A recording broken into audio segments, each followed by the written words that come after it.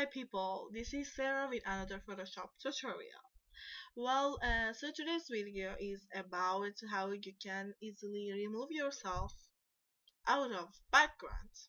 Well, um, but you should know that if you want to remove yourself out of background, you should make sure that your background is not too messed up, too colorful, or many stuff is around and just hard to select for this kind of method, because it is useful as well, but it takes more time than usual because you have to select your object and then inverse it and remove everything and black out everything. So um, that's why I'm suggesting you to choose this method. Is easier for you to cut yourself out of a white background.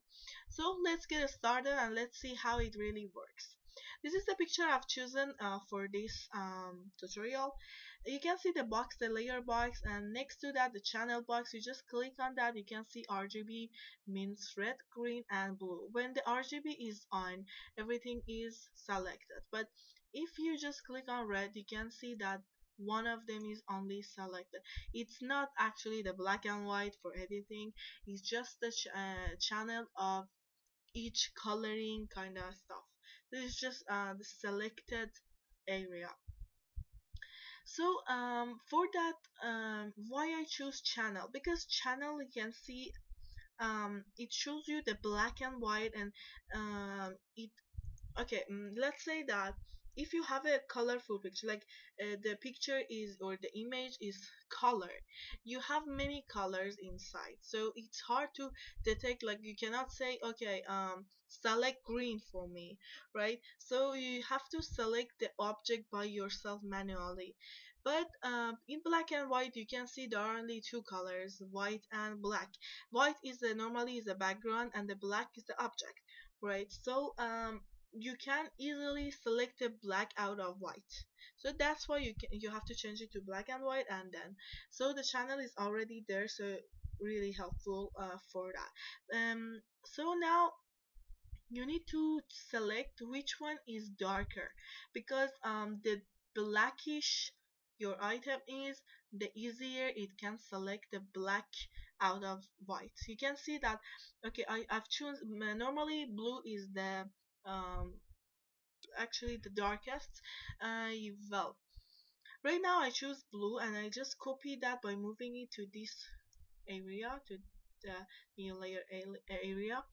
So with this, you can see this is not quite enough of blackish kind of thing. So what I do, I go to image, adjustment, and level. If you don't know about level, please watch another tutorial that I have talked about what is level and how it really works. But now, if you have any idea, just keep watching.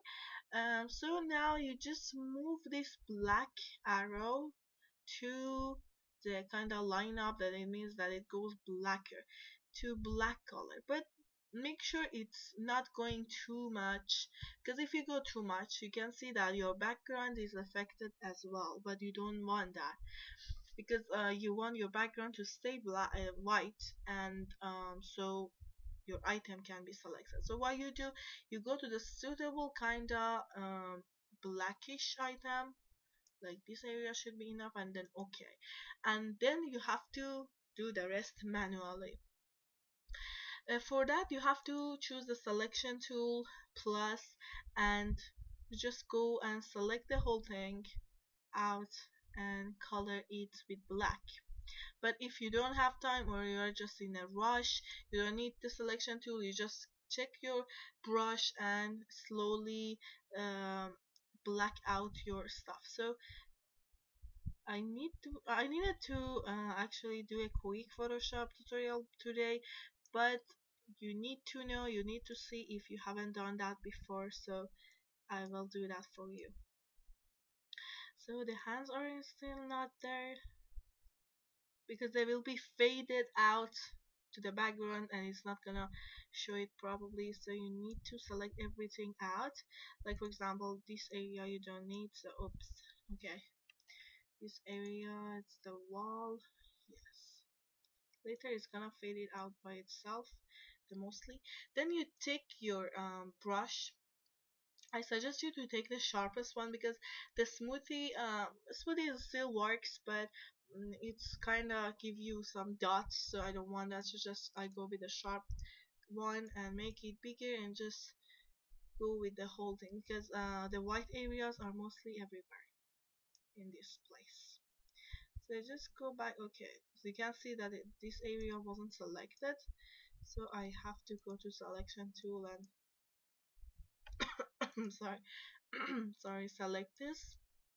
I've been sick for a while and it's not getting any better. I don't know why. So just excuse that. Well, that's all.